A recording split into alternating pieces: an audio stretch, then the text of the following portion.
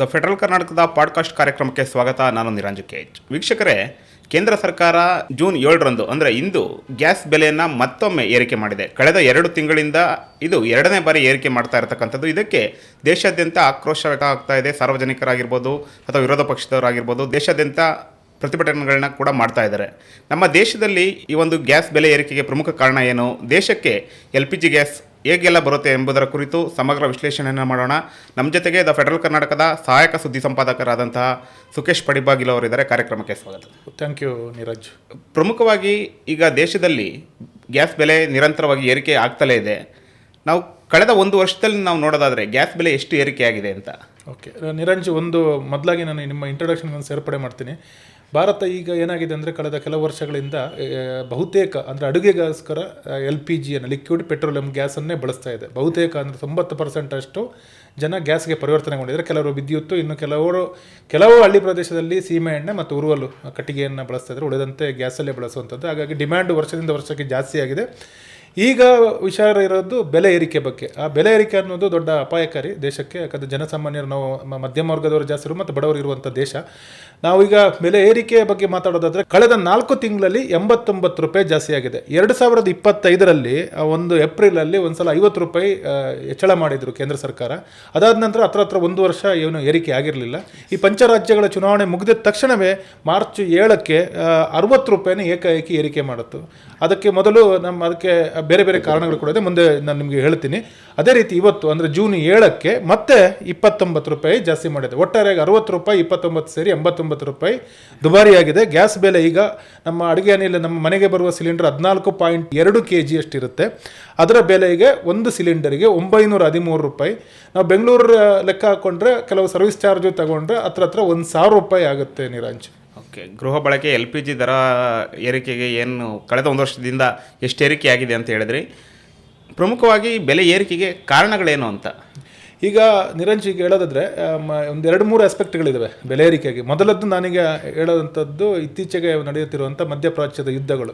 Iran ಮತ್ತು America ಮತ್ತು Israel ಸೇರಿಕೊಂಡು ಅಲ್ಲಿ ಜಗಳ ನಡೀತಾ ಇದೆ. ಮಧ್ಯಪ್ರಾಚ್ಯದ ದೇಶದಲ್ಲಿ ಜಗಳ ನಡೀತಾ ಇದೆ. ನೀವು ಭಾಳಷ್ಟು ಸುದ್ದಿಪತ್ರಿಕೆಗಳು ನೋಡಿರ್ಬೋದು. ಹಾರ್ಮುಜ್ ಜಲಸಂಧಿ ಬಂದ್ ಆಗಿರುವಂಥದ್ದು, ಅಲ್ಲಿನ ಮೂಲಕ ಹಡಗುಗಳ ಸಂಚಾರನ ನಿಲ್ಲಿಸಿದೆ. ಅದು ಒಂದು ಪ್ರಮುಖ ಕಾರಣ. ಆ ಕಾರಣಕ್ಕೋಸ್ಕರವಾಗಿ ಅಂದರೆ ಆ ಮಧ್ಯಪ್ರಾಚ್ಯದಿಂದನೇ ಈ ಅಡುಗೆ ಅನಿಲಗಳನ್ನು ಭಾರತ 90%ಕ್ಕಿಂತ ಹೆಚ್ಚು ಪ್ರಮಾಣದಿಂದ ಆಮದು ಮಾಡಿಕೊಳ್ತಿತ್ತು. ಆ ದೇಶದಿಂದ ಸರಿಯಾಗಿ ಅನಿಲ ಪೂರೈಕೆ ಆಗದೇ ಇರುವ ಕಾರಣ ಸಹಜವಾಗಿ ಕಡಿಮೆ ಆಗಿದ್ದು ಬೆಲೆ ಏರಿಕೆ ಕಾರಣ ಆಗಿದೆ ಒಂದು. ಅದರ ಜೊತೆಗೆ ಜಾಗತಿಕ ಮಾರುಕಟ್ಟೆಯಲ್ಲಿ ಬೆಲೆ ಏರಿಕೆ ಆದಂಗೆ LPGಯ ಮೂಲ ವಸ್ತುಗಳು ಪ್ರೊಪೇನ್ ಮತ್ತು ಬ್ಯೂಟನ್ ಏನು 2 ವಸ್ತುಗಳು, ರಾಸಾಯನಿಕ ವಸ್ತುಗಳ ಮಿಶ್ರಣ ಅದು LPGಯಲ್ಲಿ ಇರುವಂಥದ್ದು. ಅದನ್ನು ಪ್ರತ್ಯೇಕವಾಗಿ ತರ್ತಾರೆ. ತಂದು ನಮ್ಮಲ್ಲಿ ಮಿಕ್ಸ್ ಮಾಡಿಕೊಂಡು ಅದನ್ನು LPG ರೂಪದಲ್ಲಿ ಲಿಕ್ವಿಡ್ ಅಂದರೆ ದ್ರವ ರೂಪದಲ್ಲಿ ಮನೆ ಗ್ಯಾಸ್ ಸಿಲಿಂಡರ್ಲ್ಲಿ ತುಂಬಿಸಿ ಕೊಡ್ತಾರೆ. ಅದು ಒಂದು ಮೊದಲ ಕಾರಣ. ಆದರೆ ಎರಡನೇದು, ಕಳೆದ ಒಂದು ಮಾಹಿತಿ ಇದೆ. ಕಳೆದ 2024ರಲ್ಲಿ ಒಂದು ಲೆಕ್ಕಾಚಾರ, 24-25 ಲೆಕ್ಕಾಚಾರ ತಗೊಂಡ್ರೆ ಈ ಸಾರ್ವಜನಿಕ ಕಂಪನಿಗಳಿದ್ದಾವೆ, ಸಾರ್ವಜನಿಕ ಸ್ವಾಮ್ಯದ ತೈಲ ಕಂಪನಿಗಳಿದ್ದಾವೆ, ನಾವು IOCL ಅಂತ ಏನು ಹೇಳ್ತೀವಲ್ಲ, IOCL 28,000 ಕೋಟಿ ರೂಪಾಯಿ ನಷ್ಟ ಅನುಭವಿಸಿತ್ತು. ಅಂದರೆ ಸಬ್ಸಿಡಿ ರೂಪದಲ್ಲಿ ನಮ್ಮ ದೇಶದಲ್ಲಿ ಅಡುಗೆ ಅನಿಲವನ್ನು ಕೊಡ್ತಾ ಇದೆ ಸೆಂಟ್ರಲ್ ಗೌರ್ಮೆಂಟ್, ಅದರಲ್ಲಿ ಉಜ್ವಲ ಯೋಜನೆ ಸೇರಿದಂತೆ. ಆ ಸಬ್ಸಿಡಿ ಕೊಡೋದ್ರಿಂದ 28,000 ಕೋಟಿ ರೂಪಾಯಿ ನಷ್ಟ ಆಗಿತ್ತು. ಅದರಲ್ಲಿ ಕಳೆದ ಬಾರಿ 2024-25ರಲ್ಲಿ ಏನು ಮಾಡಿದೆ ಕೇಂದ್ರ ಸರ್ಕಾರದಿಂದ 22,000 ಕೋಟಿ ರೂಪಾಯಿಯನ್ನು ಆ ಮೊತ್ತವನ್ನು ಆ ಕಂಪನಿಗಳನ್ನು ಕೊಟ್ಟು ಆ ನಷ್ಟವನ್ನು ಸರಿದೂಗಿಸಿದೆ. ಆ ಸರಿದೂಗಿಸಿದ ಕಾರಣ ಅದರ ನಷ್ಟ ಉಳ್ಕೊಂಡಿದೆ. ಆ ನಷ್ಟವನ್ನು ಸರಿಪಡಿಸಲಿಕ್ಕೋಸ್ಕರ ಇನ್ನಷ್ಟು ಬೆಲೆ ಏರಿಕೆ ಮಾಡೋದಕ್ಕೆ ಕೇಂದ್ರ ಸರ್ಕಾರ ನಿರ್ಧಾರ ಮಾಡಿದೆ. ನಿರಂಜ್, ಈಗ ಏನು ನಷ್ಟ ಆಗ್ತಾ ಇತ್ತು ಅದನ್ನು ಸರಿದೂಗಿಸೋದಕ್ಕೆ ಬೆಲೆ ಏರಿಕೆ ಮಾಡಿದೆ ಅಂತ ಹೇಳಿದ್ರಿ. ಆದರೆ ಬೆಲೆ ನಿಯಂತ್ರಣದಲ್ಲಿ ಕೇಂದ್ರ ಸರ್ಕಾರ ಏನಾದರೂ ವಿಫಲವಾಗಿದೆಯಾ? ಅಂದರೆ ಬೆಲೆ ನಿಯಂತ್ರಣ ಮಾಡಬೇಕಾಗಿರೋದು ಕೇಂದ್ರ ಸರ್ಕಾರದ ಜವಾಬ್ದಾರಿ, ಅದರ ವಿಫಲವಾಗಿದೆಯಾ ಅಂತ ಕೇಂದ್ರ ಸರ್ಕಾರ? ಈ ಪ್ರಶ್ನೆ ಬಂದಾಗ 2 ಉತ್ತರ ಇದೆ. ಒಂದು ಸಮರ್ಥನೆ ಇದೆ. ಕೇಂದ್ರ ಸರ್ಕಾರದ ವಾದವನ್ನು ಹೇಳೋದಿದ್ರೆ ಒಂದು ಸಮರ್ಥನೆ ಇದೆ. ಸಮರ್ಥನೆ ಯಾವ್ದಂದ್ರೆ, ಅವರು ಕೇಂದ್ರ ಸರ್ಕಾರ ಏನು ಹೇಳೋದಂದ್ರೆ, ಭಾರತದಲ್ಲಿ LPG ಬೆಲೆ ಬೇರೆಲ್ಲ ದೇಶಕ್ಕೆ ಹೋಲಿಕೆ ಮಾಡಿದರೆ ಇನ್ನು ಕನಿಷ್ಠ ಬೆಲೆಯಲ್ಲೇ ಇದೆ ಅಂತ ಅವರ ಒಂದು ವಾದ. ಯಾವ್ದು ಉಜ್ವಲ ಯೋಜನೆಯಲ್ಲಿ ಫಲಾನುಭವಿಗಳಿಗೆ ಸಿಗ್ತಿದೆಯಲ್ಲ, ಅದು ಜಾಗತಿಕ ಮಾರುಕಟ್ಟೆಯ ಬೆಲೆಗೆ ಹೋಲಿಕೆ ಮಾಡಿದರೆ 60% ಕಡಿಮೆ ಕೊಡ್ತಾ ಇದ್ದೇವೆ ಇದರಲ್ಲಿ ಅಂತ.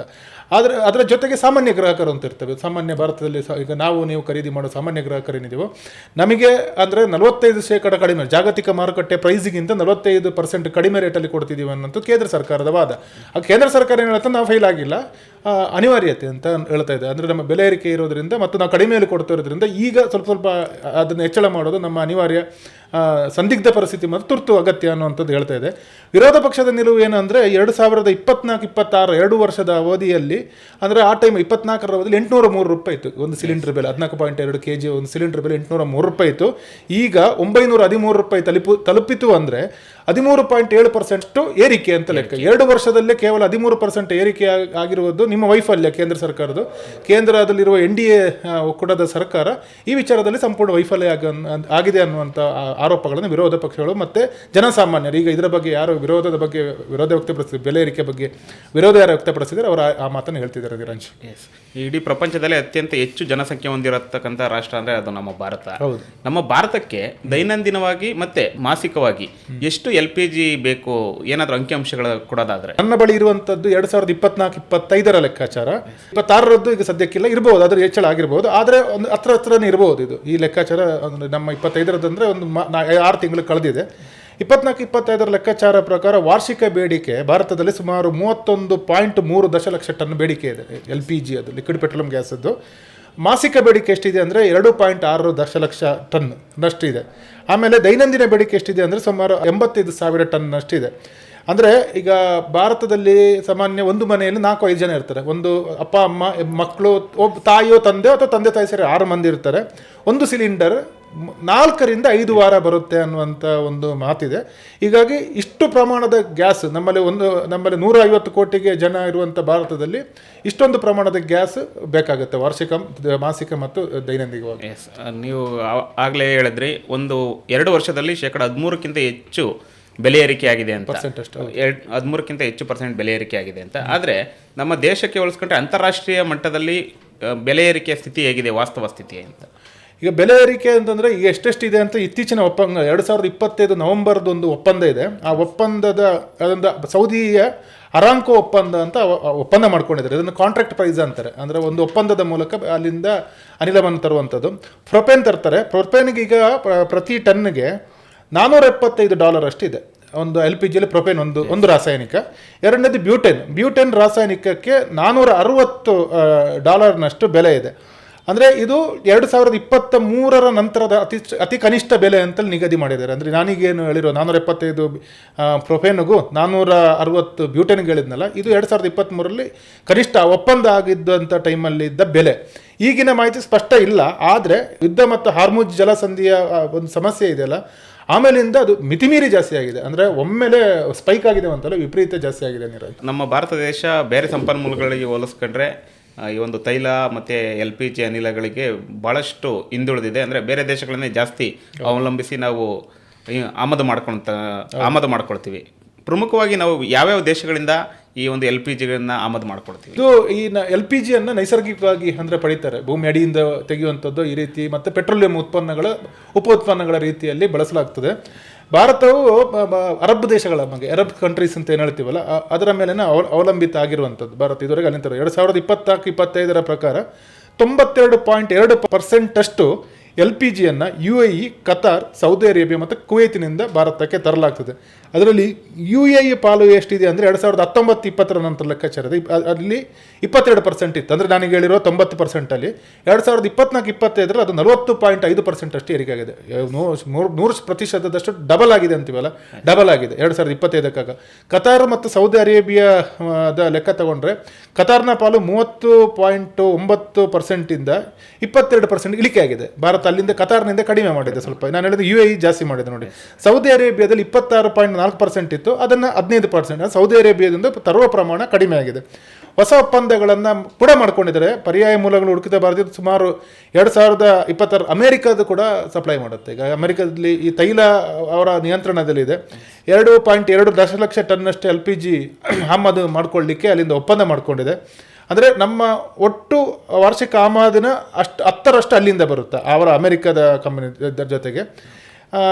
ಮತ್ತು ಈ ಭಾರತದಲ್ಲಿ IOCL ನಾನು ಏನು ಹೇಳಿದ್ನಲ್ಲ, IOCLಲ್ಲಿ BPCL, HP, ನಾವು HP, BP, ಭಾರತ್ ಗ್ಯಾಸು, ಅವು 3 ಹೇಳ್ತೀವಿ, ಹಿಂದೂಸ್ತಾನ್ ಅದನ್ನು ಹೇಳ್ತೀವಲ್ಲ, ಅದ್ರ ಜೊತೆಗೆ ಕೆಲವು ಖಾಸಗಿ ಕಂಪನಿಗಳು ಕೂಡ ಇದೆ. ಅಲ್ಲಿ ಚೆವ್ರಾನ್ ಅಂತ ಒಂದು ಕಂಪನಿ ಇದೆ, ಫಿಲಿಪ್ಸ್ ಕೂಡ ಇದೆ, ಮತ್ತು ಟೋಟಲ್ ಎನರ್ಜೀಸ್ ಅಂತ ಒಂದು ಸಂಸ್ಥೆ ನಾವು ರಸ್ತೆ ಬದಿಯಲ್ಲಿ ನೋಡಿದ್ದೀವಿ. ಇವೆಲ್ಲ ಸಂಸ್ಥೆಗಳು ಖಾಸಗಿ, ಅವು ಕೂಡ ಆಮದು ಮಾಡಿಕೊಂಡು ಇಲ್ಲಿ ಖಾಸಗಿಯಾಗಿ ವಿತರಣೆ ಮಾಡುತ್ತೆ. ನೀರಜ್, ಭಾರತ ದೇಶ ಅತ್ಯಂತ ಹೆಚ್ಚಾಗಿ ಬೇರೆ ದೇಶಗಳನ್ನೇ ಅವಲಂಬಿಸಿರ್ತಕ್ಕಂಥದ್ದು. ಪ್ರಮುಖವಾಗಿ ವಾರ್ಷಿಕವಾಗಿ ನಾವು ಎಷ್ಟು LPGಯನ್ನು ಸಾಗಾಟ ಮಾಡ್ಕೊತೀವಿ, ನಮ್ಮ ದೇಶಕ್ಕೆ ಆಮದು ಮಾಡ್ಕೊತೀವಿ, ಮತ್ತು ಆ ಸಾಗಾಟದ ವೆಚ್ಚ ಎಷ್ಟಿರ್ಬೋದು ಅಂತ? ಈಗ ನಮ್ಮಲ್ಲಿ ತರುವಂಥದ್ದು, ನಾನು ಹಾರ್ಮುಜ್ ಜಲಸಂಧಿ ವಿಚಾರ ಅಂತ ಬಂದೆ, ಅಂದರೆ ಹಡಗಿನ ಅಂದರೆ ಸಮುದ್ರ ಮಾರ್ಗವಾಗಿಯೇ ಮರುವಂಥದ್ದು. ವಾರ್ಷಿಕ ಆಮದು ಅಂದರೆ ಒಟ್ಟು 20 ದಶಲಕ್ಷ ಟನ್. ಅಂದರೆ ಅದನ್ನು ತರುವಂಥದ್ದು ಯಾವುದ್ರ ಅಂದರೆ ವೆರಿ ಲಾರ್ಜ್ ಗ್ಯಾಸ್ ಕ್ಯಾರಿಯರ್ ಅಂತ VLGC ಅಂತ ಬರುತ್ತೆ. ಅಂದರೆ ಅಡಗೆ ಅದು ಗ್ಯಾಸ್ ತರುವಂಥದ್ದು ಭಿನ್ನವಾಗಿರುತ್ತದೆ. ಬೇರೆ ಕಂಟೈನರ್ ಸಾಗಿಸುವಂಥ ಓಪನ್ ಆಗೆಲ್ಲ ಸಾಗೋಕ್ಕಾಗಲ್ಲ, ಅದು ಫುಲ್ಲಿ ಪ್ರೊಟೆಕ್ಟೆಡ್. ಅದು ಯಾವ ಕಾರಣಕ್ಕೆ ಏನೇ ಯಾವುದೇ ನ್ಯಾಚುರಲ್ ಕೆಲಾಮಿಟೀಸಿಗಾಗಲಿ ಏನೇ ಥ್ರೆಟ್ಗೆ ಅದು ಓಪನ್ ಆಗಬಾರ್ದು, ಇನ್ಯಾವುದೇ ಸಮಸ್ಯೆ ಆಗೋದು. ಆ ಒಂದು ವೆರಿ ಲಾರ್ಜ್ ಗ್ಯಾಸ್ ಕ್ಯಾರಿಯರಲ್ಲಿ ಒಂದು ಬಾರಿಗೆ ಅದು ಬೃಹತ್ ಹಡಗು 50,000 ಟನ್ನಷ್ಟು ಗ್ಯಾಸ್ ತರಬಹುದು. ಅಂದರೆ ಭಾರತದ ಆಮದು ಪೂರೈಕೆಯನ್ನು ಏನಾದರೂ ಒಟ್ಟು ವಾರ್ಷಿಕ ಪೂರೈಕೆಯನ್ನು ಅದು ನೀಗಿಸಬೇಕಿದ್ರೆ 400 ಹಡಗುಗಳು ಭಾರತಕ್ಕೆ ಬರಬೇಕು. 400 ಹಡಗುಗಳು ಬಂದರೆ ವಾರ್ಷಿಕ ಪೂರೈಕೆಯನ್ನು ಅದನ್ನು ನೀಗಿಸ್ಲಿಕ್ಕಾಗತ್ತೆ. 2024ರಲ್ಲಿ ಒಟ್ಟು 20.4 ದಶಲಕ್ಷ ಟನ್ ಆಮದಾಗಿದೆ. ಇದರಲ್ಲಿ 90ರಷ್ಟು ಪಾಲು ಕೇವಲ ನಾನು ಆಳಿದ್ನಲ್ಲ UAE, ಕತಾರ್, ಕುವೈತ್ ಅದರಿಂದ ಬಂದಿದೆ. ನೀರಜ್, LPG ಮಾತ್ರವಲ್ಲದೆ ನಮ್ಮ ದೇಶದಲ್ಲಿ ಯಾವ್ಯಾವ ಇಂಧನಗಳನ್ನು ಬಳಸ್ತೀವಿ, ಅಥವಾ ಗೃಹ ಬಳಕೆಗಾಗಿರ್ಬೋದು, ಯಾವುದಕ್ಕೆ ಆಗಿರ್ಬೋದು, LPG ಅಲ್ಲದೆ ಯಾವೆಲ್ಲ ಅನಿಲಗಳನ್ನು ಅಥವಾ ಇಂಧನಗಳನ್ನು ನಾವು ಬಳಸ್ತೀವಿ ಅಂತ? ಈಗ LPG ನಾನು ಮೊದಲು ಆರಂಭದ ಇಂಟ್ರಡಕ್ಷನ್ ಹೇಳಿದೆ. LPG ಮೊದಲು, ಅದಾದ ನಂತರ ಪೈಪ್ಡ್ ನ್ಯಾಚುರಲ್ PNG ಅಂತ ಬರುತ್ತೆ. ಇದು ಭೂಮಿ ಅಡಿಯಿಂದ ತೆಗೆಯುವಂಥದ್ದು. ಮಹಾನಗರಗಳಿದೆ, ಬೆಂಗಳೂರಲ್ಲೂ ಇದೆ. ಗೇಲ್ ಅಂತ ಒಂದು ಸಂಸ್ಥೆ ಇಲ್ಲಿ ಸಪ್ಲೈ ಮಾಡುತ್ತೆ. ಅದೇನಂದರೆ ಪೈಪ್ ನೆಲದಡಿಯ ಮೂಲಕ ಪೈಪು, ಏನು ನೀರು ಹೆಂಗಿನ ಪೈಪ್ ಬರುತ್ತೋ ಹಂಗೆ ಗ್ಯಾಸ್ ಪೈಪ್ ಬಂದು ಮನೆಯ ದೊಡ್ಡ ಅಪಾರ್ಟ್ಮೆಂಟ್ ಸಮುಚ್ಚಯ ಇರುವಲ್ಲಿ ಅಲ್ಲಿ ಒಂದು ಟ್ಯಾಂಕ್ ಥರ ಮಾಡಿ ಸ್ಟೋರೇಜ್ ಮಾಡಿಕೊಂಡು ಅಲ್ಲಿ ಸಪ್ಲೈ ಮಾಡಿ ಅಲ್ಲಿಂದ ಮನೆಗೆ ಪೈಪ್ ಮೂಲಕ ಮಾಡುವಂಥದ್ದು. ಕಟ್ಟಿಗೆ ಈ ಉರುವಲ ಅದನ್ನು ಸಾಕಷ್ಟು ಬಳಸ್ತಾರೆ. ಸೀಮೆಎಣ್ಣೆ, ಕೆರೋಸಿನ್ ಹಿಂದೆ ನಿಮಗೂ ಈ ಪಡಿತರ ಅಂಗಡಿಗಳಲ್ಲಿ ಹಿಂದೆ ಸೀಮೆಎಣ್ಣೆ ವಿತರಣೆ ಮಾಡೋರು. ಗ್ಯಾಸಲ್ಲಿ ಆ ಗಾಳಿ ಹಾಕುವಂಥ ಆ ಹಾಕಿ ಸ್ಟವ್ ಮೂಲಕ ಆಗಲೂ ಉರುವಲು ಬಳಸಿದ್ರು. ನಾನು ಆಗ ಹೇಳಿದೆ, ಕೆಲವು ಪ್ರದೇಶ ತೀರ ಹಳ್ಳಿಗಾಡಲ್ಲಿ ಪೈಪು ಗ್ಯಾಸ್ ಕನೆಕ್ಷನ್ ಹೋಗೋ ಕಷ್ಟ. ಆಮೇಲೆ ಬೇರೆ ಇದನ್ನು ತಗೊಂಡು ಹೋಗೋದಾದ್ರೆ ಅವರು ಕ್ಯಾನಲ್ಲಿ ತಿಂಗಳಿಗೆ ಒಂದು ಸಲ ಕೆರೋಸಿನ್ ತಗೊಂಡೋಗಿ ಅಂದರೆ ಸೀಮೆಎಣ್ಣೆ ತಗೊಂಡು ಅದನ್ನು ಬಳಸ್ತಾರೆ. ಇನ್ನು ಬಯೋಗ್ಯಾಸ್, ಅದು ಸ್ಥಳೀಯವಾಗಿ ಉತ್ಪನ್ನ ಮಾಡುವಂಥದ್ದು. ಕೆಲವರು ತಮ್ಮ ಮನೆಯಲ್ಲಿ ಅಂದರೆ ದನದ ಜಾನುವಾರುಗಳ ವೇಸ್ಟೇಜ್ಗಳು ಇರ್ತವೆ ಮತ್ತು ತರಕಾರಿಗಳ ವೇಸ್ಟೇಜ್ಗಳನ್ನು ಬಳಸ್ಕೊಂಡು ಸ್ಥಳೀಯ ಮಟ್ಟದಲ್ಲಿ ಅವರು ಉತ್ಪಾದನೆ ಮಾಡ್ತಾರೆ. ಅದನ್ನು ಬಳಸ್ತಾರೆ. ಇನ್ನು ಕೆಲವರು ಇಂಡಕ್ಷನ್, ನಾನು ಹೇಳಿದೆ ಎಲೆಕ್ಟ್ರಿಸಿಟಿ ಇಂಡಕ್ಷನ್ ಇತ್ತೀಚೆಗೆ ಗ್ಯಾಸ್ ಬೆಲೆ ಏರಿಕೆ ಆದಮೇಲೆ ಇಂಡಕ್ಷನ್ಗೆ ಪಾಪ್ಯುಲರ್ ಆಗಿದೆ. ಅದು ಸ್ವಲ್ಪ ಎಲೆಕ್ಟ್ರಿಕ್ ಸ್ಟವ್ಗಳ ಮೂಲಕ ಕೂಡ ಅಡುಗೆಗೆ ಬಳಸ್ತಾರೆ. LPG ಅಂದರೆ ಕೇವಲ ಅಡುಗೆ ಮನೆಗೆ ಮಾತ್ರ ಸೀಮಿತ ಅಂತ ಬಹಳಷ್ಟು ಜನ ಅಂದ್ಕೊಂಡಿದ್ದಾರೆ. ಆದರೆ LPG ಅಡುಗೆ ಮನೆಯಿಂದ ಹೊರಗಡೆನೂ ಏನಕ್ಕೆಲ್ಲ ಬಳಸ್ತಾರೆ, ಯಾವುದಕ್ಕೆಲ್ಲ ಅನುಕೂಲ ಆಗುತ್ತೆ ಅಂತ? ಈಗ LPG ಸಾಮಾನ್ಯ ನಾವು ಹಂಗೆ ಅನ್ಕೊಂಡಿದ್ವಿ, ಗ್ಯಾಸ್ ಬೆಲೆ ಏರಿದಾಗ ಮನೆ ಒಡತಿಗೆ ಕನೆಕ್ಟ್ ಮಾಡ್ತೀವಿ. ಮನೆ ಯಜಮಾನಿ ಯಾರು ಇರ್ತಾರೆ, ತಾಯಿನೋ ಹೆಂಡತಿನೋ, ಅವರಿಗೆ ಕಂಪೇರ್ ಮಾಡ್ತೀವಿ. ಗ್ಯಾಸ್ ಬೆಲೆ ಏರಿಕೆ ಆದರೆ ಅವರಿಗೆ ತೊಂದರೆ ಆಗುತ್ತೆ. ಹೌದು, ಯಾಕಂದರೆ ಅಡುಗೆ ಮಾಡುವಂಥದ್ದು ಬಹುತೇಕ ಮಾಡ್ತೀವಿ ಹೆಣ್ಮಕ್ಳೇ ಆಗಿರೋದ್ರಿಂದ ಅವ್ರಿಗೆ ಅದರ ಬಿಸಿ ಬೇಗ ತಾಗುತ್ತೆ. ಎರಡನೇದು, ಅದನ್ನು ಹೊರತುಪಡಿಸಿದಂತೂ ಕೂಡ ಕೈಗಾರಿಕೆಗಳಲ್ಲಿ ಕೂಡ ಬಳಕೆ ಮಾಡ್ತಾರೆ ಮತ್ತು ವಾಣಿಜ್ಯ ಕ್ಷೇತ್ರಗಳಲ್ಲಿ ಕೂಡ ಅದರ ಬಳಕೆ ಇದೆ. ಮತ್ತು ಇಂಧನ ಅಂದರೆ ವಾಹನಗಳ ಇಂಧನವಾಗಿ ನೀವು ನೋಡಬಹುದು. ಆಟೋ LPG ಸ್ಟೇಷನ್ಗಳು ಬೆಂಗಳೂರಲ್ಲಿದೆ ಸುತ್ತಮುತ್ತ. ಕೆಲವು ಆಟೋಗಳು, ಕೆಲವು ಹಳೆಯ ಕಾಲದ ಈ ಮಾರುತಿ ವ್ಯಾನ್ಗಳು ಕೂಡ, ಈ ಓಮಿನಿ ಅಂತ ಹೇಳ್ತೀವಲ್ಲ, ಓಮಿನಿಯಲ್ಲಿ LPGಯಲ್ಲಿ ಓಡುವಂಥ ಓಮಿನಿಗಳಿದ್ದಾವೆ. ಆಟೋ ಗ್ಯಾಸ್ ಅಂದರೆ ಆಟೋ ಬಳಕೆ ಮಾಡ್ತಾರೆ. ಇನ್ನು ವಾಣಿಜ್ಯ ಬಳಕೆಗೆ ಅಂದರೆ ಹೋಟೆಲ್ ಮತ್ತು ಬೇಕರಿ ಮತ್ತು ಈ ಸಂಸ್ಕರಣಾ ಘಟಕಗಳಿರ್ತವೆ.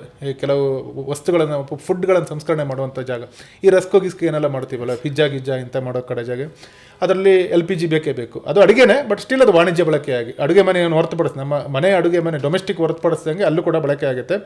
ಮತ್ತು ಕೃಷಿ ಮತ್ತು ನಿರ್ಮಾಣ ಕ್ಷೇತ್ರ, ಕೃಷಿಯಲ್ಲಿ ಹೆಂಗಂದರೆ LPGಯನ್ನೇ ಬಳಸ್ಕೊಂಡು ಕೆಲವು ರಾಸಾಯನಿಕ ಇರ್ತಾವಲ್ಲ, ರಸಗೊಬ್ಬರಗಳನ್ನು ಈ LPGಯ ಅದರ ಮೂಲ ವಸ್ತುಗಳನ್ನು ಬಳಸಿ ರಾಸಾಯನಿಕಗಳನ್ನು ಮಾಡ್ತಾರೆ. ಆಮೇಲೆ ಕಟ್ಟಡ ನಿರ್ಮಾಣ ಕ್ಷೇತ್ರದಲ್ಲಿ ಈ ಲೋಹಗಳನ್ನು ಕರಗಿಸಲಿ, ವೆಲ್ಡಿಂಗ್ ನೋಡಿರ್ಬೋದು, ವೆಲ್ಡಿಂಗ್ ಮಾಡ್ತಾರೆ. ಅಲ್ಲಿ ಇದನ್ನು ಗ್ಯಾಸ್ ವೆಲ್ಡಿಂಗ್ ಅಂತಲೇ ಸ್ಪೆಸಿಫಿಕ್ ಆಗಿ ಹೇಳ್ತಾರೆ. ಗ್ಯಾಸ್ ವೆಲ್ಡಿಂಗ್, ಕರೆಂಟ್ ವೆಲ್ಡಿಂಗು ಇದೆ, ಎಲೆಕ್ಟ್ರಿಸಿಟಿಯಲ್ಲಿ ಬಳಸಿ ಮಾಡ್ತಾರೆ. ಗ್ಯಾಸ್ ವೆಲ್ಡಿಂಗ್ ಅಂದರೆ ಸುಲಭವಾಗಿ ಕ್ಯಾರಿ ಮಾಡ್ಬೋದು, ಸಿಲಿಂಡರ್ ಕ್ಯಾರಿ ಮಾಡಿ ಅದು ಆಕ್ಸಿಜನ್ ಮತ್ತು LPGಯನ್ನು ಕ್ಯಾರಿ ಮಾಡಿ ಫೋರ್ಸಲ್ಲಿ ಬಿಟ್ಟು ಅದನ್ನು ವೆಲ್ಡಿಂಗ್ ಮಾಡುವ ಪ್ರಕ್ರಿಯೆ ಗ್ಯಾಸ್ ಕಟ್ಟರ್ ಆಗಿ ಬಳಸ್ತಾರೆ. ಈ ರೀತಿಯಾಗಿ ಬಳಸಲಾಗುತ್ತೆ. ದೇಶದಲ್ಲಿ ಯಾವುದೇ ಬೆಲೆ ಏರಿಕೆ ಆದರೂ ಕೂಡ ಅದು ಹೊರೆಯಾಗ್ತಕ್ಕಂಥದ್ದು ಜನಸಾಮಾನ್ಯರ ಮೇಲೇ. ಇದೀಗ LPG ದರವನ್ನು ಕೂಡ ಕೇಂದ್ರ ಸರ್ಕಾರ ಪದೇ ಏರಿಕೆ ಮಾಡ್ತಲೇ ಇದೆ. ಇದರಿಂದ ಜನಸಾಮಾನ್ಯರ ಮೇಲೆ ಯಾವೆಲ್ಲ ಗಂಭೀರವಾದಂಥ ಪರಿಣಾಮಗಳು ಬೀರ್ಬೋದು ಅಂತ? ನೀರಜ್, ಈಗ ಒಂದು ನಮ್ಮ ಆರ್ಥಿಕತೆಗೆ ಪೆಟ್ಟು. ಮೊದಲಾಗಿ ಹೇಳೋದಿದ್ರೆ ದೇಶದ ಆರ್ಥಿಕತೆ ಅಂತ ಹೇಳ್ತೀವಿ, ಅದರ ಮೇಲೆ ದೊಡ್ಡ ಪೆಟ್ಟು ಬೀಳುತ್ತೆ. ಈಗ ಪೆಟ್ರೋಲ್ ಬೆಲೆ ಜಾಸ್ತಿ ಆದಾಗ ಹೆಂಗೆ ಆರ್ಥಿಕತೆ ಬಿಟ್ಟು ಗ್ಯಾಸ್ ಬೆಲೆ ಆದಾಗಲೂ ಅಷ್ಟೇ ಆರ್ಥಿಕತೆ ಪೆಟ್ಟು ಬೀಳುತ್ತೆ. ಫುಡ್ ಇನ್ಫ್ಲೇಷನ್ ಅಂತ ಅಂತೀವಿ, ಆಹಾರ ಉತ್ಪನ್ನಗಳ ಬೆಲೆ ಏಕಾಏಕಿ ಜಾಸ್ತಿ ಆಗುತ್ತೆ. ಯಾಕಂದರೆ ಅದು ಆಹಾರ ಉತ್ಪನ್ನಗಳನ್ನು ಸೇವಾ ವಲಯಗಳಿದೆ, ಅದು ನಂಬ್ಕೊಂಡಿರುವ ಸೇವಾ ವಲಯಗಳಿದೆ, ಅವರಿಗೆ ಅವರು ಅದರ ಬೆಲೆಯನ್ನು ಏರಿಕೆ ಮಾಡ್ತಾರೆ. ನಾವೇನು ಬೇರೆ ಬೇರೆ ಆಹಾರಗಳಿದ್ದಾವೆ, ಎಲ್ಲ ಬೇಕರಿ ಐಟಮ್ ಅಂತ ಹಿಡಿದು ಕೆಲವು ನಾವು ಹೋಟೆಲಲ್ಲಿ ಸಪ್ಲೈ ಮಾಡುವಂಥದ್ದು ಹಿಡಿದು ಎಲ್ಲವೂ ಸೇರಿ ಅದು ಇದಾಗುತ್ತೆ. ಹಾಗಾಗಿ ಅದನ್ನು ಗ್ರಾಹಕ ಬೆಲೆ ಸೂಚ್ಯಂಕ ಅಂತಾರೆ, CPI ಅಂತಾರೆ. ಆ CPI ಒಮ್ಮೆಲೆ ಏರಿಕೆ ಆಗುತ್ತೆ, ಒತ್ತಡ ಬೀಳುತ್ತೆ. ಒತ್ತಡ ಬಿದ್ದಾಗ ಸಹಜವಾಗಿ ಇನ್ಫ್ಲೇಷನ್ ಜಾಸ್ತಿ ಆಗುತ್ತೆ, ನಮ್ಮ ಜೇಬಿಂದನೇ ಖರ್ಚು ಜಾಸ್ತಿ ಆಗುತ್ತೆ. ನಿನ್ನೆ 20 ರೂಪಾಯಿಗೆ ಸಿಗ್ತಿದ್ದ ಯಾವುದೋ ಒಂದು ಐಟಮ್, ಒಂದು ವಡೆ ಅಂತ ಅಂದ್ಕೊಂಡು ನಾಳೆ 30 ರೂಪಾಯಿ ಆಗುತ್ತೆ. 10 ರೂಪಾಯಿ ನಾವು ಹೆಚ್ಚುವರಿ ಕೊಡಬೇಕು ನಾಳೆಯಿಂದ, ಅದು ಒಂದು. ಮತ್ತು ಬಡವರ ಮೇಲೇನೂ ಹೊರೆ ಆಗುತ್ತೆ. ಉಜ್ವಲ ಯೋಜನೆ ಕಡಿಮೆಯಲ್ಲಿ ಕೊಟ್ಟರು ಈಗ ಸಬ್ಸಿಡಿ 300 ರೂಪಾಯಿ ಕೊಡ್ತೇನೆ ಅಂತ ಹೇಳ್ತಾರೆ ಉಜ್ವಲ ಯೋಜನೆಯಲ್ಲಿ, 600, ಆದರೆ ಉಳಿದ 613 ಪಾವತಿ ಮಾಡಬೇಕಲ್ಲ. ಜಾಸ್ತಿ ಆದರೂ ಅದರ ಸಬ್ಸಿಡಿ ಕೊಡೋದು 300 ರೂಪಾಯಿ ಸಬ್ಸಿಡಿ. ಆ 300 ರೂಪಾಯಿ ಸಬ್ಸಿಡಿ ಹೊರತುಪಡಿಸಿದ ದುಡ್ಡನ್ನು ಅವನ ಕೈಯಿಂದನೇ ಕೊಡಬೇಕು, ಬಡವನಾದರೂ ಯಾರಾದರೂ. ಅದು ಸಹಜವಾಗಿ ಬಡವರ ಮೇಲೆ ಬಿಡುತ್ತೆ. ಮತ್ತು ಮಹಿಳೆಯರ ಒಂದು ವೈಜ್ಞಾನಿಕ ಸೂಕ್ಷ್ಮ ಅಂದರೆ ಮಹಿಳೆಯರ ಆರೋಗ್ಯದ ಮೇಲೆ ಅನ್ನೋಂಥದ್ದು ಒಂದು ಮಾತು ಕೂಡ ಇದೆ. ಯಾವ ರೀತಿ ಅಂದರೆ ಅವರು ಹೆಣ್ಮಕ್ಳು ಏನು ಮಾಡೋದು, ದುಡ್ಡು ಉಳಿಸೋಕ್ಕೆ ಗ್ಯಾಸ್ ಬಳಸ್ಬಿಟ್ಟು ಅಡುಗೆ ಉರುವಲು ಬಳಸ್ತಾರೆ. ಉರುವಲು ಹೊಗೆ, ಆ್ಯಕ್ಚುಲಿ ಹೊಗೆಯಿಂದ ಹೆಣ್ಮಕ್ಳು ಅದು ತುಂಬ ಅಧ್ಯಯನಗಳಿದ್ದಾವೆ. ಆ ಅಡುಗೆ ಮನೆ ಉರುವಲು ಬಳಕೆ, ಊದು, ಇದರಿಂದಾಗಿ ಹೊಗೆಯಿಂದಾಗಿ ಅವರ ಆರೋಗ್ಯದ ಮೇಲೆ ಪರಿಣಾಮ ಬೀರುವಂಥದ್ದು ಗ್ಯಾಸ್ ಬಳಕೆಯಿಂದ ಕಡಿಮೆ ಆಗಿತ್ತು. ಮತ್ತು ಅದೇ ಹಳೆಯ ಸ್ಥಿತಿಗೆ ಹೋಗುವಂಥ ಒಂದು ಮನೆ ಸಣ್ಣ ಉದ್ಯಮ ಇರ್ತೀನಿ. ರಸ್ತೆ ಬದಿ ಎಗ್ ರೈಸ್ಗಳು, ಆಮೇಲೆ ಬಜ್ಜಿ ಬೋಂಡಗಳು ಅವರ ಮಾರುವವರು ಇರ್ತಾರೆ. ಅವರ ಲಾಭಾಂಶ ಕಡಿತ ಆಗುತ್ತೆ. ಅವರ ಲಾಭಾಂಶ ಕಡಿತ ಅಂದರೆ ಅವರು ಬಡವರಾದರು ಅಂತಲೇ ಅರ್ಥ. ಇಷ್ಟು ಪರಿಣಾಮ ಬೀಳುತ್ತೆ ಮೇಜರ್ ಆಗಿ. ಕೇಂದ್ರ ಸರ್ಕಾರ ಯಾವುದೇ ಒಂದು ನಿರ್ಧಾರ ಕೈಗೊಂಡ್ರೂ ಕೂಡ ಅಥವಾ ಬೆಲೆ ಏರಿಕೆ ಅಂತ ಪ್ರಕರಣಗಳು ನಡೆದರೂ ಕೂಡ ಮೊದಲು ಸಾರ್ವಜನಿಕವಾಗಿ ಮತ್ತು ವಿರೋಧ ಪಕ್ಷಗಳು ಕೂಡ ಸಾಕಷ್ಟು ಆಕ್ರೋಶವನ್ನು ವ್ಯಕ್ತಪಡಿಸ್ತವೆ ಮತ್ತು ಪ್ರತಿಭಟನೆಗಳನ್ನೆಲ್ಲ ಮಾಡ್ತವೆ. ಇದನ್ನು ನೋಡೋದಾದರೆ ನಾವು ವಿರೋಧ ಪಕ್ಷಗಳು ಈಗಿನ ಪರಿಸ್ಥಿತಿಯಲ್ಲಿ ಗ್ಯಾಸ್ ಬೆಲೆ ಏರಿಕೆ ಆಗಿರೋದ್ರಿಂದ ಏನೆಲ್ಲ ಆಕ್ರೋಶಗಳನ್ನು ವ್ಯಕ್ತಪಡಿಸಿದ್ದಾವೆ ಅಂತ.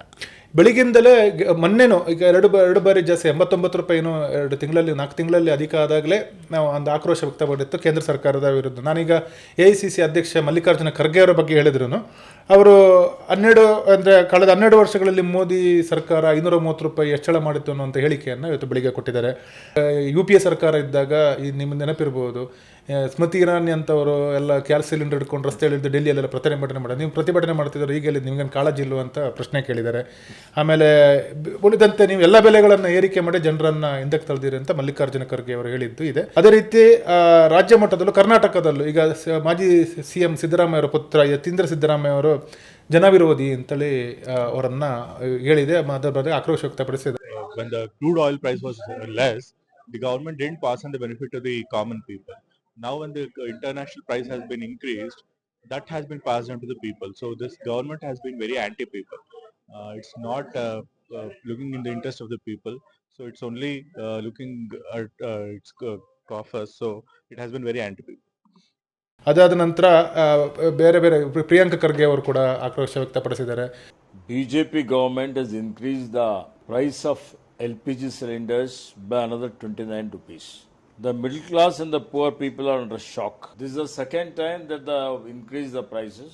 The total price increases to the extent of 90 rupees. And you are all aware that the prices of petrol and diesel also have been increased 3-4 times. Commercial gas cylinder prices have gone up to 3,200 rupees. So now the life of poor and middle class, it has become very difficult. ಬೇರೆ ನಾಯಕ ಪ್ರತಿಪಕ್ಷಗಳು NDA ಸರ್ಕಾರದ ಮೇಲೆ ಮುಗಿಬಿದ್ದಿದೆ. ನಿರಂಜ್, ಈ ಪ್ರತಿಪಕ್ಷಗಳು ಆರೋಪ ಮಾಡ್ತಾ ಇದ್ದಾವೆ ಮತ್ತು ಸಾರ್ವಜನಿಕರು ಕೂಡ ಪ್ರತಿಭಟನೆ ನಡೆಸಿ ವಿರೋಧವನ್ನು ವ್ಯಕ್ತಪಡಿಸ್ತಾ ಇದ್ದಾವೆ. ನಮ್ಮ ದೇಶದಲ್ಲಿ ಇತ್ತೀಚಿನ ದಿನಗಳಲ್ಲಿ ಗ್ಯಾಸ್ ಬೆಲೆ, ಅದರಲ್ಲೂ ಪ್ರಮುಖವಾಗಿ ಗೃಹ ಬಳಕೆ LPG ದರ ಏರಿಕೆಗೆ ಪ್ರಮುಖ ಕಾರಣ ಏನು, ಯಾವ್ಯಾವ ದೇಶದಿಂದ ನಾವು LPGನ ಆಮದು ಮಾಡ್ಕೊಳ್ತೀವಿ ಮತ್ತು ಆ ಸಾಗಾಟದ ವೆಚ್ಚ ಏನು, ಮತ್ತು ವಿಪಕ್ಷಗಳು ಯಾವೆಲ್ಲ ಆರೋಪಗಳು ಮಾಡ್ತಿದ್ದಾವೆ ಅನ್ನೋ ಸಂಪೂರ್ಣವಾಗಿ ತಿಳಿಸ್ಕೊಟ್ಟಿದ್ದೀರಾ. ಧನ್ಯವಾದಗಳು. Thank you Niranj. ನೋಡಿದ್ರಲ್ಲ ವೀಕ್ಷಕರೇ, ಇದಿಷ್ಟು ಇವತ್ತಿನ ಪಾಡ್ಕಾಸ್ಟ್ನ ವಿಶೇಷವಾಗಿತ್ತು. ಇದೇ ರೀತಿಯ ಮತ್ತೊಂದು ಪಾಡ್ಕಾಸ್ಟ್ನಲ್ಲಿ ನಾವು ನಿಮ್ಮನ್ನು ಮತ್ತೆ ಭೇಟಿಯಾಗ್ತೀವಿ. ಅಲ್ಲಿವರೆಗೂ ದ ಫೆಡರಲ್ ಕರ್ನಾಟಕದ ಯೂಟ್ಯೂಬ್ ಚಾನಲನ್ನು ನೋಡ್ತಾ ಇರಿ. ಧನ್ಯವಾದಗಳು.